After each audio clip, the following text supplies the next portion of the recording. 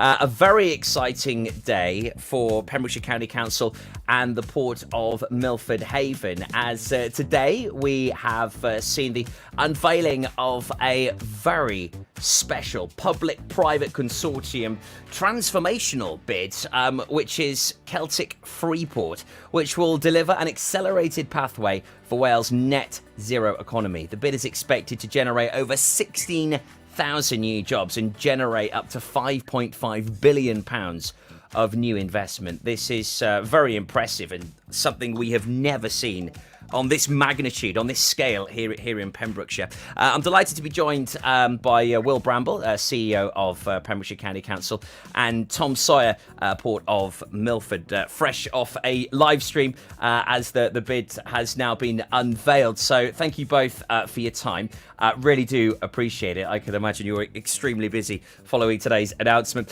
First, Will, I mean, we haven't seen anything on this scale in Pembrokeshire in regards to the green energy, the local jobs, the investment. I mean, this is on a completely different level.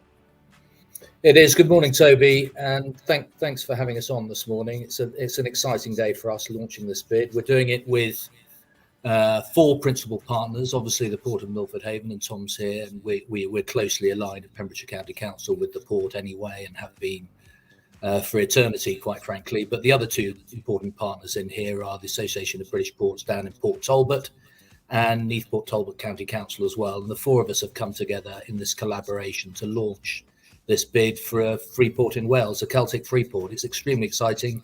It is, as you say, a magnitude and scale that could be transformational to the region of Southwest Wales and parochially here in Pembrokeshire as well. And what we're trying to seek to do here in this concept is leverage the sort of capital and revenue benefits of investments at a huge scale that will come with a successful Freeport bid to grow prosperity, reduce depravity and poverty in our areas, grow prosperity, enable job growth, investment opportunity and business growth in the region. But fundamentally, there's a unique concept here with this particular Freeport bid. Unique because it's about accelerating a transformational piece into the industrial green energy sector, a catalytic platform, if you like, to leverage that energy transition and the path to net zero, both regionally and nationally. And we're going to do that through significant investments in the energy sector. At its core is the floating offshore wind program out into the Celtic Sea. Initially, we're aiming to deliver 4 gigawatts by 2035 and upwards towards 20 gigawatts by 2045. And that's a quarter of the UK's target. So it's massive in that respect. It's also going to create the foundation of the UK's energy economy, generating capacity to produce probably about a fifth of the UK's 10 gigawatt hydrogen target by 2030. And importantly, it'll also diversify our energy base, providing more robust national energy security. And that on the global stage has been very prevalent over the last 6 months with the war that's going on in Ukraine and the pressure that's put on global energy stocks. So it's a really important project in that respect.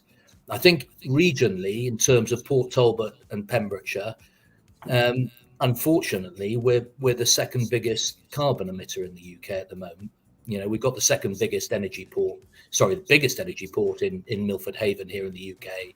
But between Port Talbot, with the steelworks there, and ourselves here, we're also the second biggest carbon emitter. And what this will do really significantly is accelerate the decarbonisation in Southwest Wales, whilst also addressing 2 significant areas of deprivation. This is about upskilling our people. It's about giving them real opportunity. It's about prosperity, and it's about creating opportunities and growth in employment. So it's ambitious. It's at scale. It's at the speed we need. The only way we can deliver it is really in a multi-port solution, particularly where floating offshore wind is concerned. And the only 2 ports that can deliver that, given their proximity to the Celtic Sea, given the deep water that they both possess, given the infrastructure that currently exists in and around them, and particularly here in Pembrokeshire, given our relationship with the energy sector, our Milford Haven port and Port Talbot. And so that's why we've gone into this important collaboration with our partners. It is important to highlight. It still is in the bidding process, Will. But I mean, this is on a huge scale.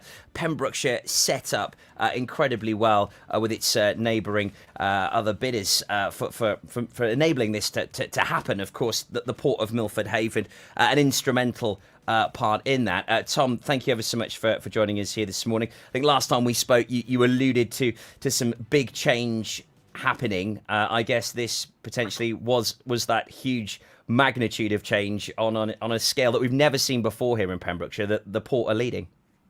Yeah, morning, Toby. And I think it's fitting that Will and I are giving our first sort of interviews to Pure West Radio and speaking to Pembrokeshire about what is going to be genuinely a really fantastic opportunity for Pembrokeshire, for Neath Port Talbot, for our port, and for ABP over at Neath Port Talbot as well. I mean, the scope here is colossal, and it's not just about what we can do in and around the port and the terminals. It's about really changing the dynamic and the relationship, the energy relationship between Wales, this part of the country, and the rest of the world, moving from a net importer of energy to creating a far greater degree, as Will alluded to, around energy security.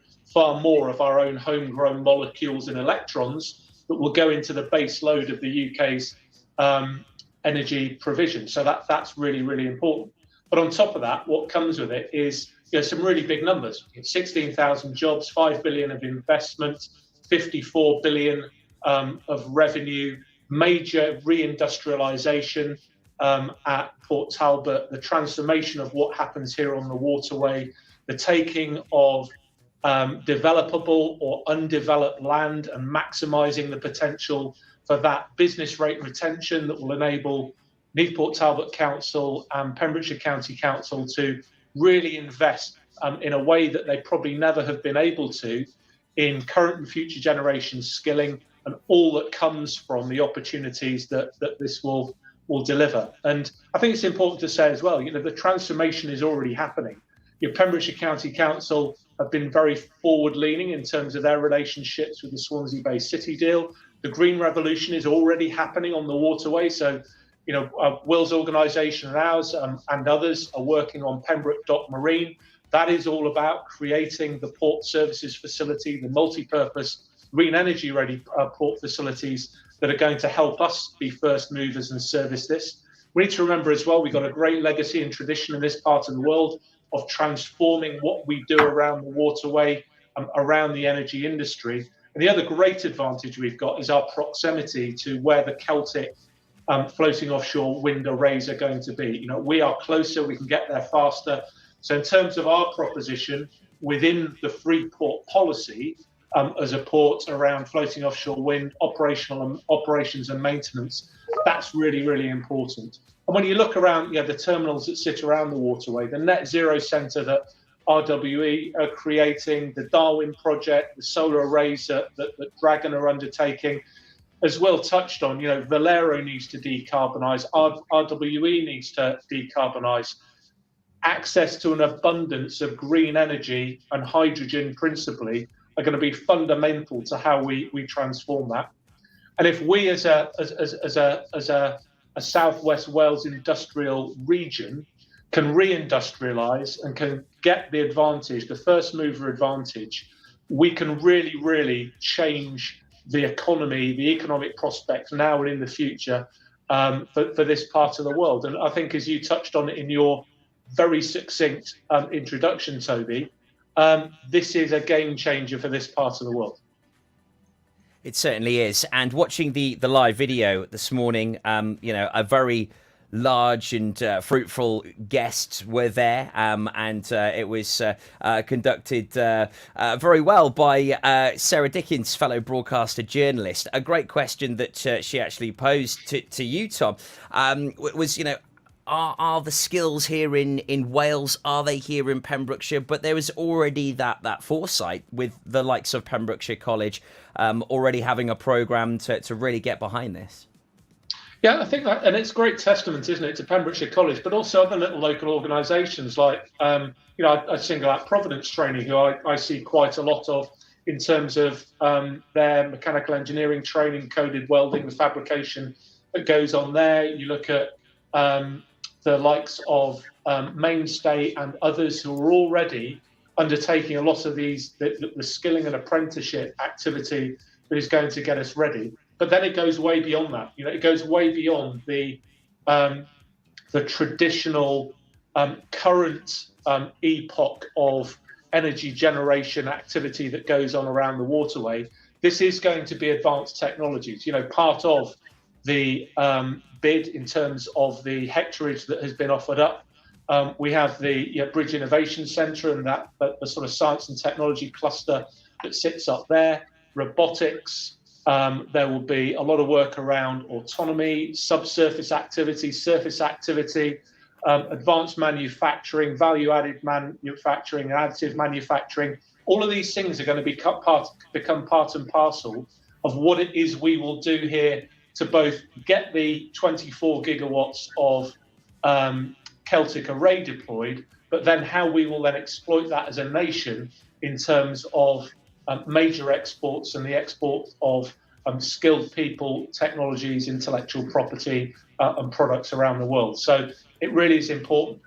What we're looking forward to seeing is that really coherent demand signal into all of those education institutions and apprenticeship programs that are going to really enable us to start to deliver that. I think we will start to see, as we're already seeing in our business, a real growth in the value of people who come from the green tech sector.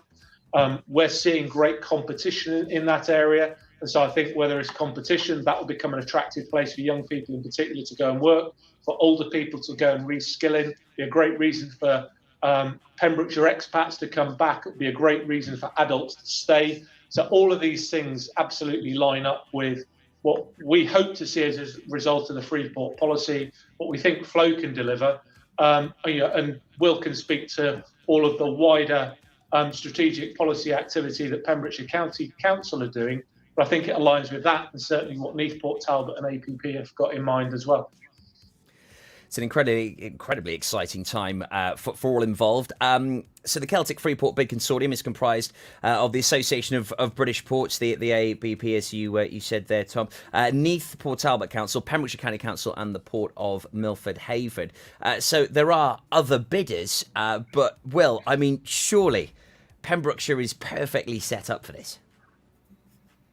Yeah, Toby, you're absolutely right. It is.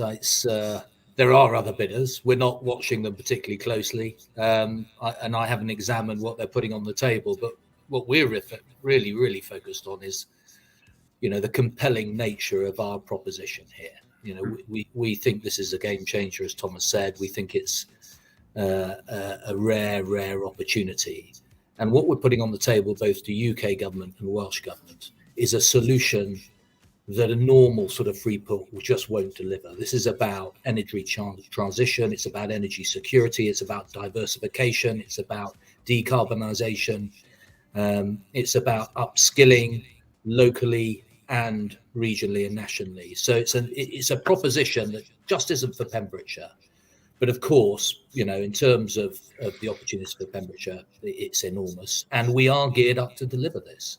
We are the closest deep water port to the Celtic Sea, and the floating offshore wind proposition in the Celtic Sea is right on our doorstep. We have the infrastructure built on years and years in the energy sector to continue to invest and progress and innovate in this area to provide enormous opportunity to the people in Pembrokeshire. And touching on some of the points Tom made there about the skills and employment opportunities, of course, we will need some high-priced help in here. Of course, we will need some real experts in certain niche technologies. But at the heart of this, it's about providing opportunity for our own people, whether that be, growing our own through apprenticeship schemes right across the value chain of this proposition, from the high-tech end to the supporting supply chain businesses that will be required to support every aspect of the endeavour. So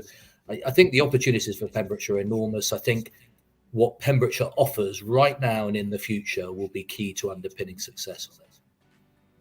And I think I'd add, Toby, to what Will just said, I think we'll see it happening a lot earlier here as well. So as soon as the Celtic Sea seabed leases those are let and awarded, a lot of the survey activity will start to happen very quickly. That will emanate from here. And exactly as Will said, the opportunities will be around increased opportunities with regard to some of the lower skilled jobs, businesses starting up to support all of the operations and support the logistics, the supply side.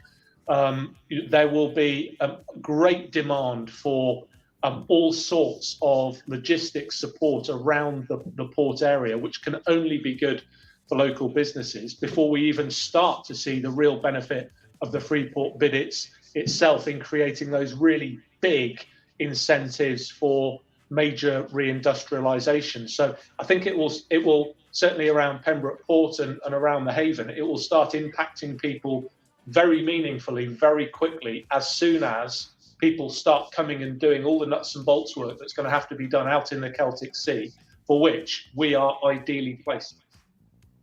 Very exciting time for Pembrokeshire and beyond. Thank you ever so much to both of you for your time on this incredible bid. I think if we can take away anything from this today, it is certainly a game changer. Thanks ever so much, Will Bramble, CEO of Pembrokeshire County Council, and Tom Sawyer. Always great catching up with you, CEO of the Port of Milford. We will be eagerly watching and keeping an eye on the results on this one. And gentlemen, thank you ever so much for your time here this morning. Thanks, Toby. Absolute pleasure. It's Pure West Radio, your Pembrokeshire station.